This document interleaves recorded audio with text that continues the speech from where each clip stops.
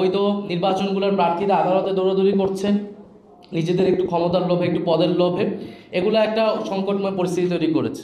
5ই আগস্টের পর থেকেই তো আসলে বাংলাদেশের সমগ্র সব কিছুর আলোচনার কেন্দ্রবিন্দুকে জাতীয় নির্বাচনে নিয়ে আসা হয়েছে পরিকল্পিতভাবে। এবং আমরা তো জাতীয় নির্বাচনের বিরোধিতা কেউই কখনো করিনি, এবং আমাদের এনসিপির কিন্তু আমাদের অবস্থান প্রধান উপদেষ্টা যেই সময়ে সীমা দিয়েছেন ডিসেম্বর থেকে জুন, আমরা কিন্তু সেটাকে সমর্থন করেছি যে এর মধ্যেই নির্বাচন হতে পারে।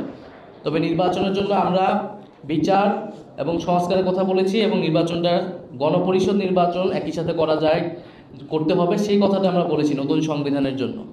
স্থানীয় সরকার নির্বাচনের দাবিটা বা আলাপটা কিন্তু আজকেই হঠাৎ আমরা দিচ্ছি না, এটা এর আগেও দেওয়া হয়েছে। নির্বাচন কমিশন যে ত্রুটিপূর্ণ এটাও আজকে আমরা প্রথম দিচ্ছি না, এটাও আমরা এর আগে দিয়েছি। ফলে আমরা নতুন কোনো কথাই বলছি না, বরং উদ্ভূত যে পরিস্থিতি সেই পরিস্থিতির একটা সমাধান হিসেবে একটা রাজনৈতিক দল হিসেবে আমাদের দায়িত্ব কর্তব্য এই সময়ে বক্তব্য রাখা এবং কর্মসূচি নিয়ে জনগণের ভিতরে হাজির হওয়া। আমরা আমাদের দায়িত্বটা কেবল পালন করছি। এছাড়া আমরা যদি বিএনপির সংখ্যা থাকে বা অন্য কোনো দলের সংখ্যা থাকে জাতীয় নির্বাচন পিছানো, বা সেক্ষেত্রে আমরা তো বলি নাই যে জাতীয় নির্বাচন পিছিয়ে স্থানীয় সরকার নির্বাচন করতে হবে।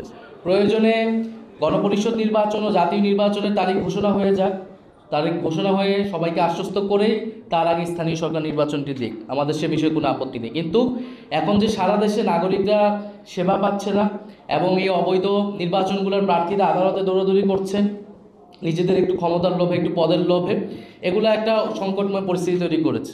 ফলে এই সংকট থেকে বের হতে হলে স্থানীয় সরকার নির্বাচন দিতে হবে, এবং স্থানীয় সরকার নির্বাচন দেওয়ার মাধ্যমে আসলে জাতীয় নির্বাচনের পরিবেশ তৈরি হবে।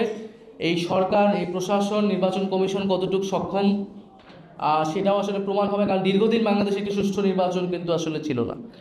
ফলে সেই আস্থার জায়গাটা আরও বেশি তৈরি হবে।